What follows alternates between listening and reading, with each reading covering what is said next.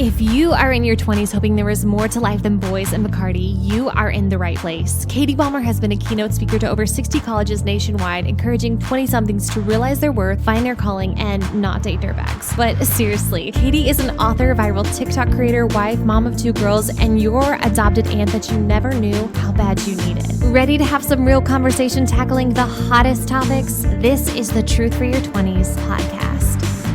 Today, my TikTok friend is becoming my real life friend. This is Kristen, founder of Faith and Intimacy. She is having important conversations on the internet when it relates to sex in a marriage, pornography, how it is not helping marriages and relationships, all of the controversial stuff with truth, with grace, and I love her. Welcome to the podcast, Kristen. Thank you. I'm so excited to be here and so excited to have this conversation with you and to get to know you better.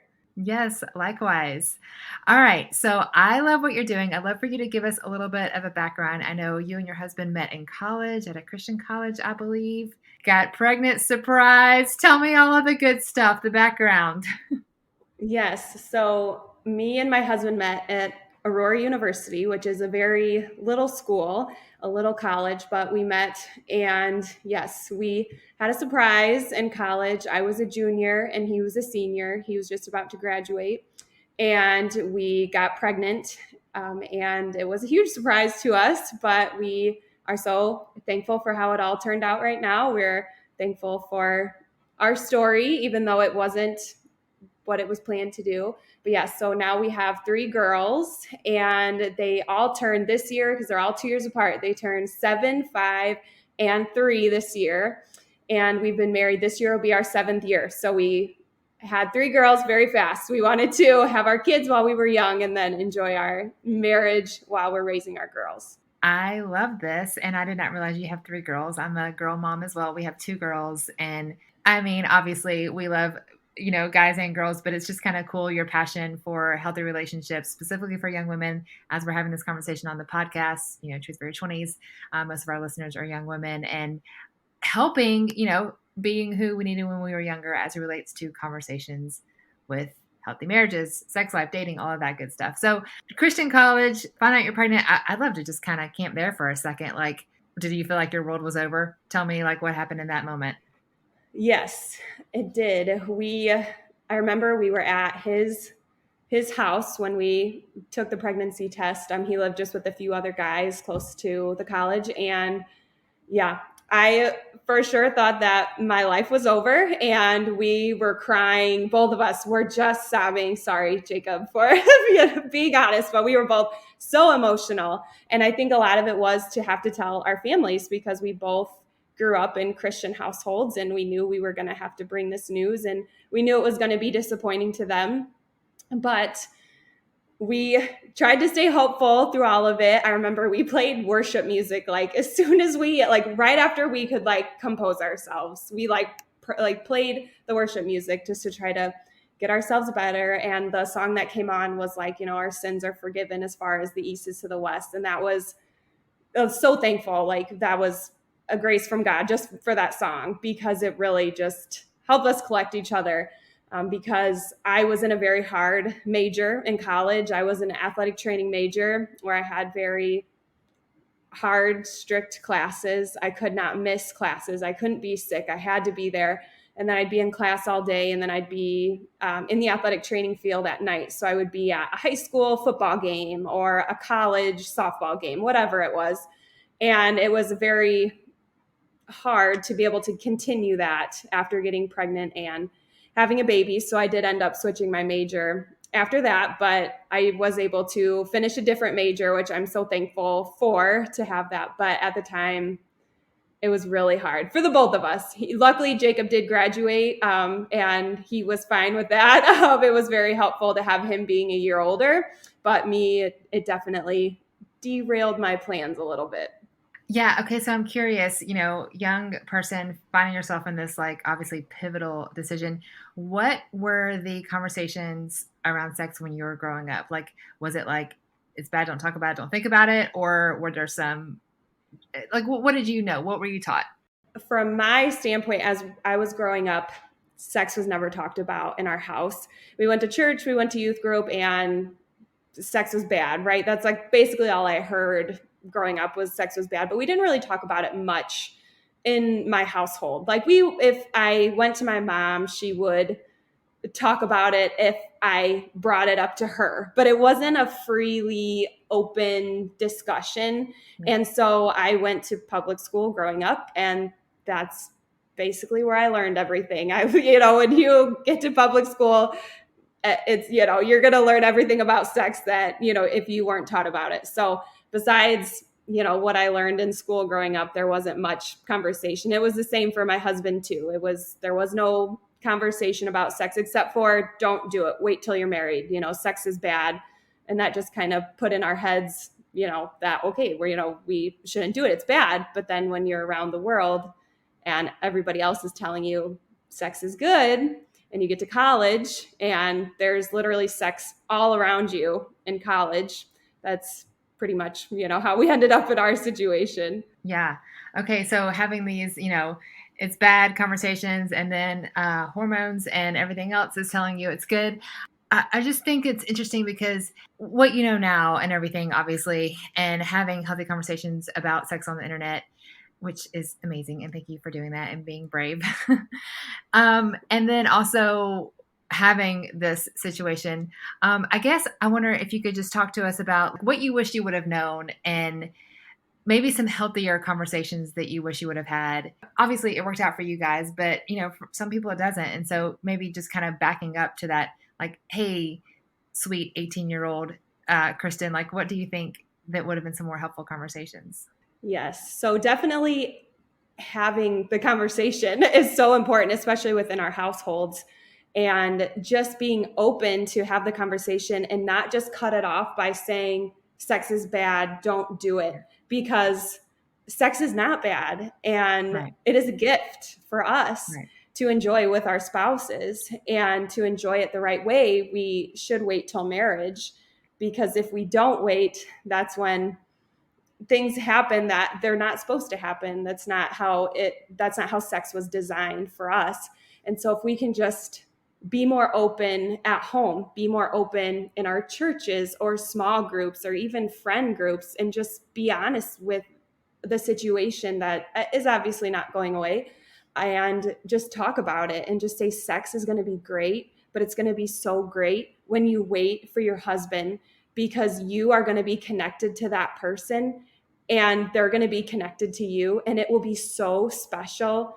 And it's hard to wait. And be honest. It's hard to wait. And I think it's so important to be honest, because it's not something easy to do. It's hard to wait. And just say that, and just in my story now, I say, I wish we would have waited. I wish we could have celebrated that time together as a married couple and had that connection started after we were married. Yes, I agree with everything you're saying, but I just did a video and I had several comments, people asking me, okay, like, yes, I'm behind you. I want to wait for marriage as well, but me and my boyfriend are committed to getting married. I know he's the one. I know we're getting married, or we're engaged. So what's the point in waiting? I get that question a lot. What would you tell your younger self that?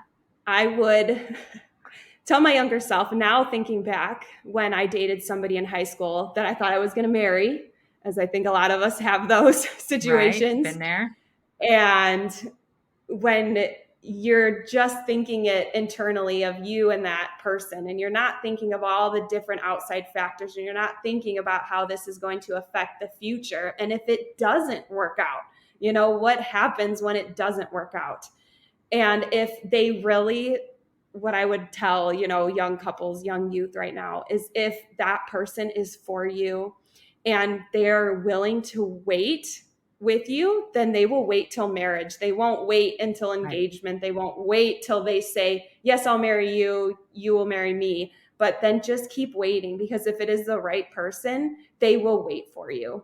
And it's opening up present too early. And I love what you said, having those open conversations about, yes, this is a hard thing. Going to the gym is hard work and it makes you stronger. Eating healthy is not easy. It's not convenient, but it makes you a better person. There are things in our life that are not going to be the easy route. But if we always took the easy route, then how does that make us better? How does that make us stronger? And so, yes, sex is good. Being attracted to your boyfriend is good. Like, don't shame yourself. Like, I think he's hot. Congratulations. That is awesome. You are going to have so much fun for all of the years that you are married. Like, don't, stuff it down and pretend it doesn't exist. All of these things are very good.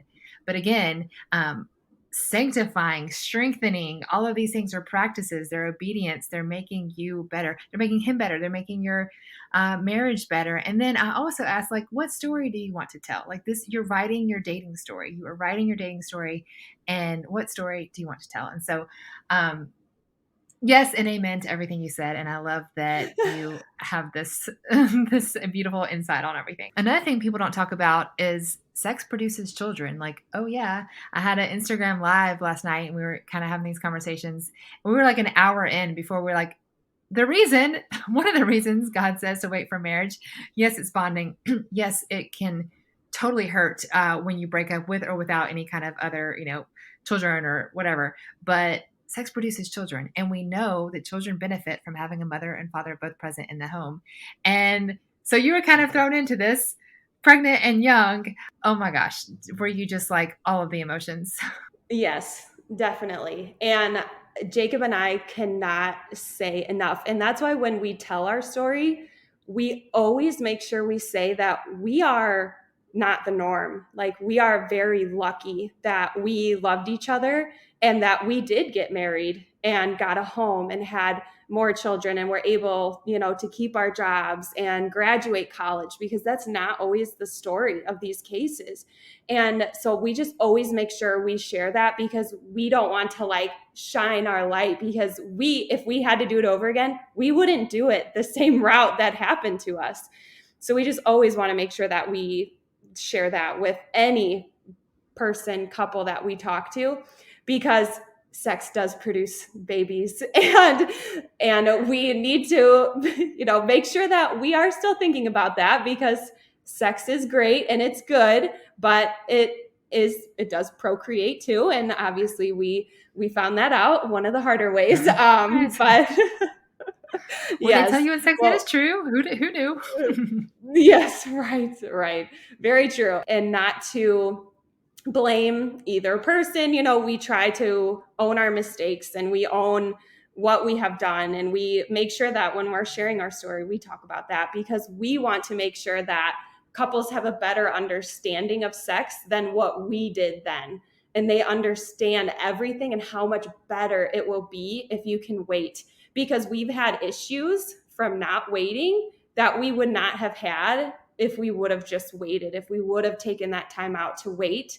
And we wouldn't have had to deal with some of this other college stuff. We wouldn't have had to deal with that. We would have just had our marriage and our sex life within our marriage to be proud of and be happy of. And now, we have baggage that we had to deal with, and we still deal with it all the time, because it doesn't go away.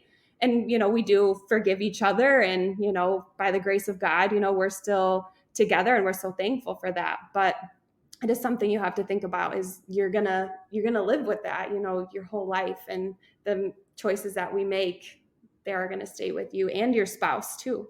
Do you care to unpack that a little more? Because I think that that's true. Like, yes, we see, okay, you got pregnant before wedlock, but now you have this beautiful marriage and you have kids and everything looks perfect on the outside. And we talked about before we logged on, no one's perfect, of course. And you guys are so open and beautiful, and I love it. But yes, there are consequences to those actions. Do you care to maybe share a little bit of the veil behind the curtain, so to speak? Yes. So trying to think of so one of the biggest things was obviously having to tell our families, because we felt a lot of shame right away. Obviously now we have beautiful children together and we don't live in that shame right now, but we lived in immense shame during that time, because we had to tell our friends, we had to tell our family. We got married very shortly after we found out we were pregnant, and everyone thought like, oh, you guys would not have gotten married if you weren't pregnant. And that was really hard on us. That was hard because even though no matter what we said, no matter how we acted together, people always just thought, oh, the only reason they got married was because they got pregnant and they had to get married. And that was really hard, because you want people to look at you and your spouse and think, oh, they're a perfect match together and they're going to create this beautiful life together, where we started it wrong. And people thought, oh, that's unfortunate. They have to get married because they got pregnant. And that was really hard for us to deal with for a long time. I think another thing that we had to deal with was our church. We were going to a church before we found out we were pregnant. It's my husband's church, and it's still the church that we go to today. And it was really hard. We started going to church and we felt the shame. People were trying to find a good way to describe it. They were still loving, but they were definitely giving us second looks. And we just felt, again, I feel like shame is just the best word that can describe it. We just felt internal shame every time we would go to church. What are these people thinking about us? And it just, made us so sad, that now people had to think that way about us too. And we had some people of the church say like, oh, we don't care for, their pictures of the baby before we were married, like sonogram pictures. And that was really hard for us because we were trying to make the best of the situation and trying to be excited about getting married and having a baby. And it was hard. So we had to deal with a lot of not just internal shame, but external shame too that we got. And I'm so thankful that, we were able to work through those difficulties with our church too. But it was definitely something hard and internal. Jacob and I had a lot of things that we had to deal with before that too, because there were, we dated other people before we found each other, and we even broke up in the middle of college and dated other people, and then we got back together.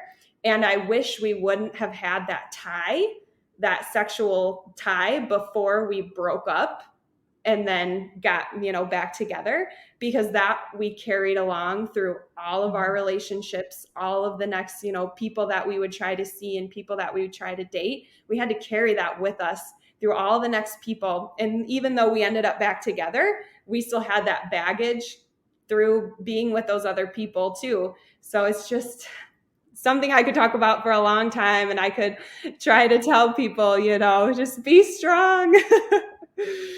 Oh, this is good. And it's a needed conversation that a lot of times, people shy away from. And so thank you for just letting us into the reality of all of the stuff that you walk through. But now God is good and redeemed, and you do have a incredible, just even social media presence about having healthy conversations around sex, around married sex, around how this is good and how, supporting and loving your partner. Tell me about what you're doing now. Now, it all started with TikTok, which is funny because I'm still in my 20s, but I still feel a little old to be on TikTok compared to what else I see.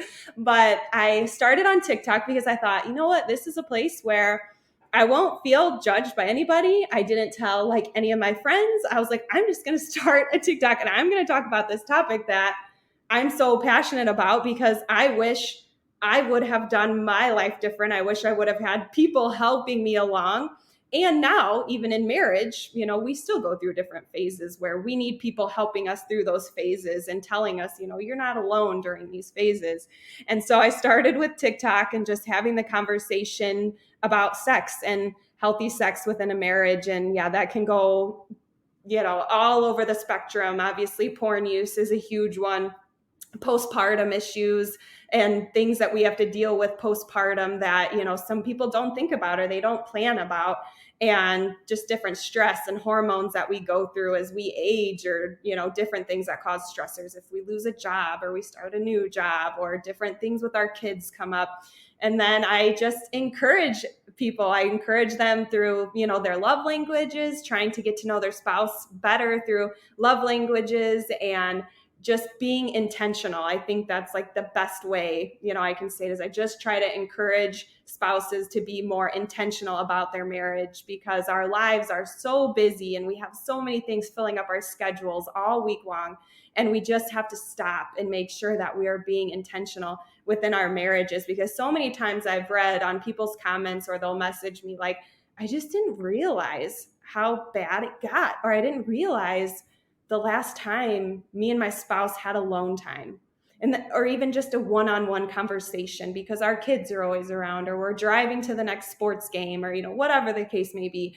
And so being intentional is just the number one thing I feel like I can always talk about, is being intentional with your spouse. Yeah. And I think it's so important, because healthy marriages is obviously so important, and the family is what makes the world go round, and such an important conversation. And so I love that you are a champion of marriages, and a friend of marriages, and a friend of intimacy in marriage, because again, this is something that is not talked about in the church that much.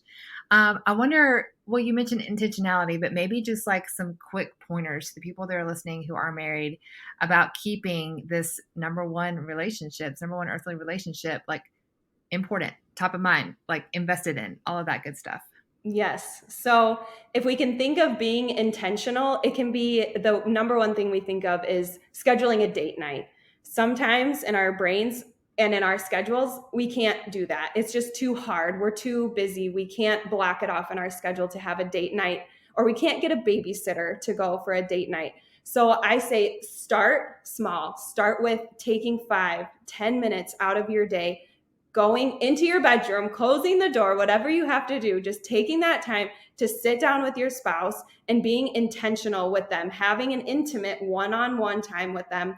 And more than just like, how was your day? But really trying to get to know them better, because we're changing as we grow, and we need to make sure that we are growing with our spouse as we change, as we grow, because we don't want to grow away from them. We want to grow with them as we get older. So definitely starting off small can be so helpful, because I know that is like my number one thing when I say get a date night. It's always, oh, we can't, there's no babysitters, or we don't have any time. So start small, taking those 5-10 minutes out of your day, and then think in those 5 or 10 minutes, or strategize in those 5 or 10 minutes that you have. When can we have a date night? When can we spend alone time together? Do we need to wake up 30 minutes earlier? Do we need to stay up a little bit later after the kids go to bed?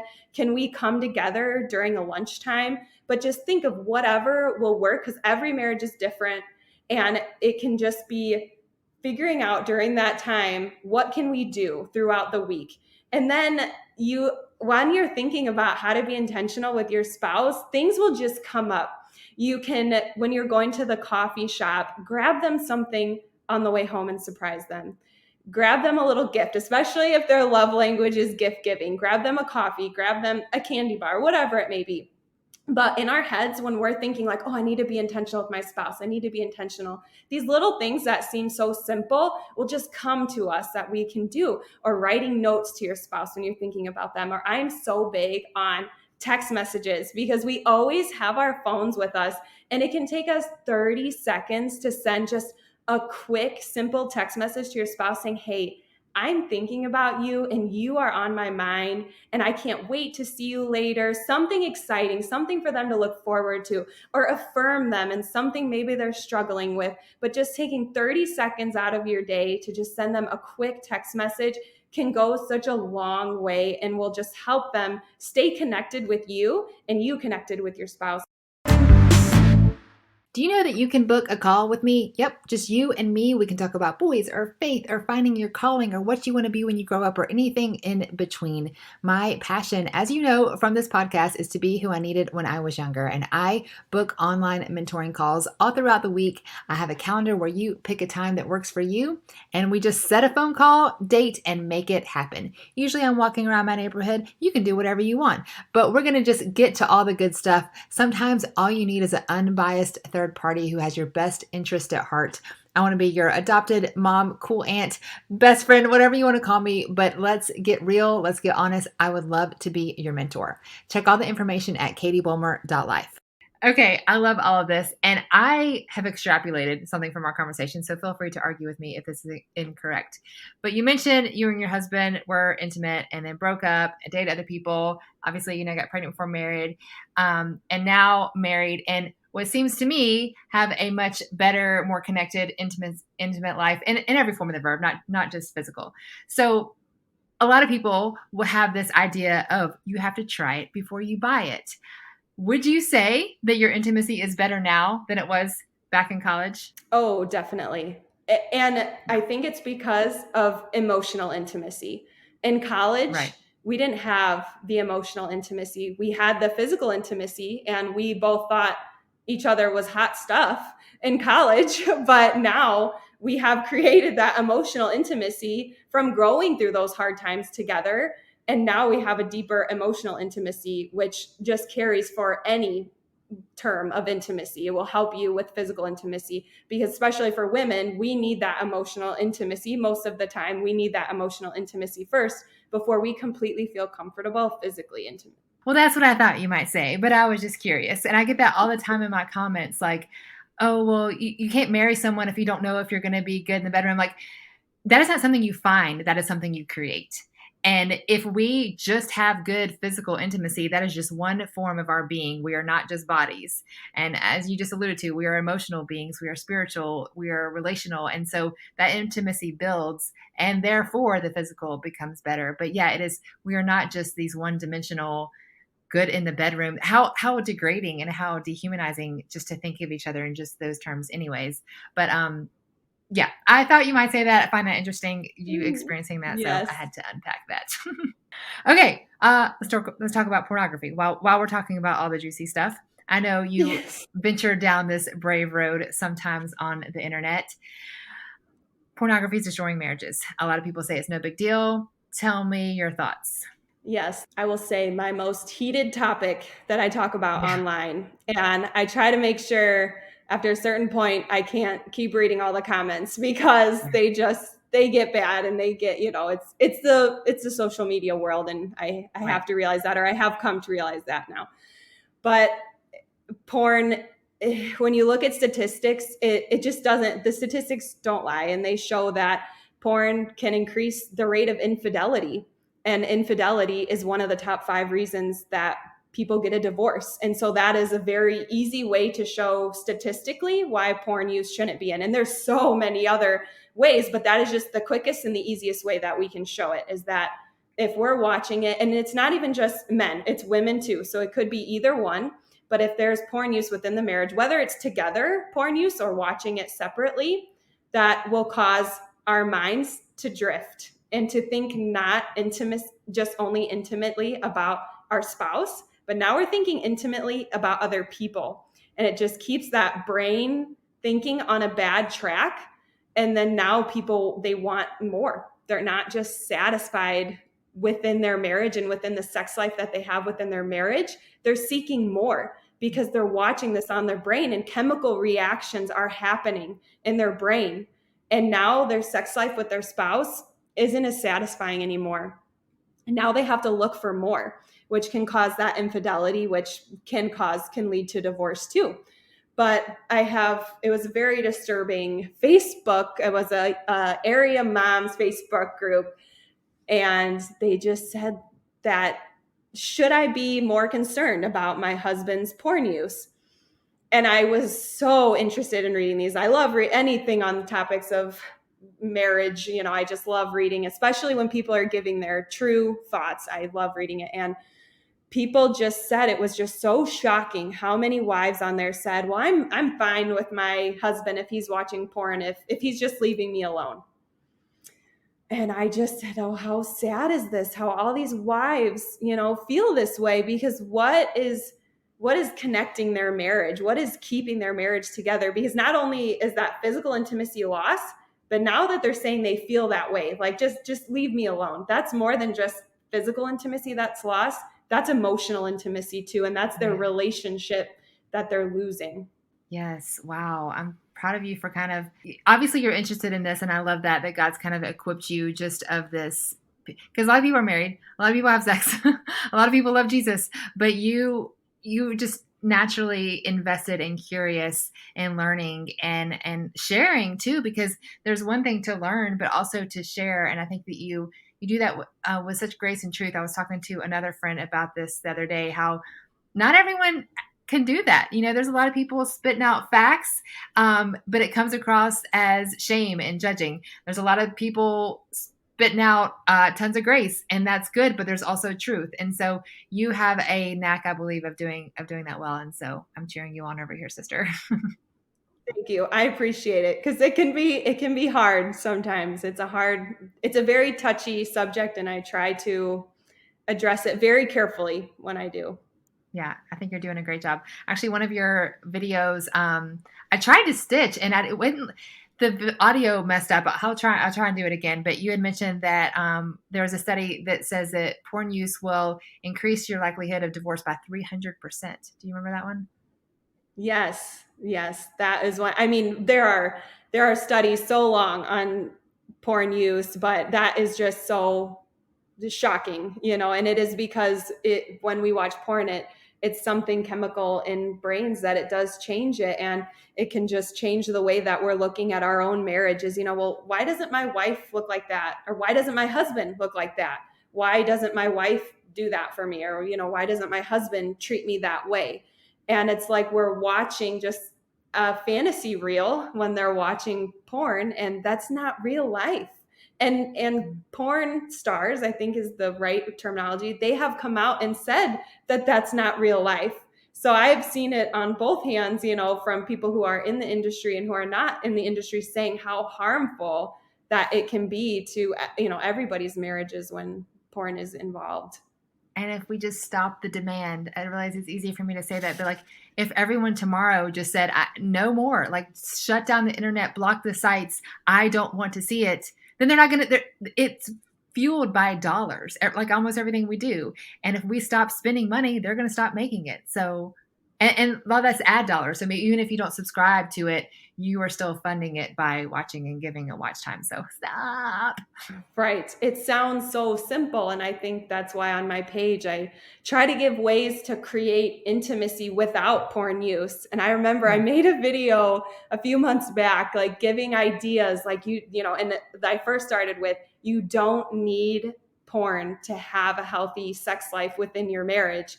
And I just gave ways to create that intimacy with your spouse and to keep things fresh or keep things alive. And just so many people were upset. They were happy with that video for the ideas, but people are also upset because it hits home for a lot of people, whether it's a wife that has a husband who is struggling or vice versa, and it hits home. And so it's just trying to encourage those healthy marriages internally so they don't have to go outside and look for those other ways to help their marriage get better and help their sex life to get better. Yes. And I know you agree with this too. Like, this is not I should have said a second ago, not to shame if porn is something you struggle with or something that your significant other struggles with too. Like, it is a drug. Like, there is the organization Fight the New Drug, because studies show it's just as addictive as cocaine. Like, it is a drug. But you don't have to live there. You're not stuck. There are amazing organizations like Fight the New Drug offering incredible ways to get help. And so it's just recognizing that it's a problem and taking the steps to get help and get free, because we're all on paths, and these paths lead somewhere. And if you continue to consume it, it is not a friend of your marriage. It is not a favor of your friend of your intimacy, and which is you, like your best health, your best well-being. And this is on a path, and it's leading to nothing but destruction. So nip it in the bud as soon as you possibly can. Definitely. And it is such a hard thing to stop. And I know that I have people that will message me, saying that they struggle with it every day. And I just say, please, be open with your spouse and talk to them, or find somebody, within your church, find somebody that can help keep you accountable too. And there's so many resources specifically for men online or specifically for women online that will help you, and they'll come alongside you and try to help you get out of it, because it is an addiction. It's an addiction just like, any other drug that, you can get your hands on. And it's one of the most easily, I read that was a quote, it's one of the most easily accessible drugs, because we have it everywhere. It's on our cell phones, it's on our computers, it's everywhere. So it's just so easily accessible.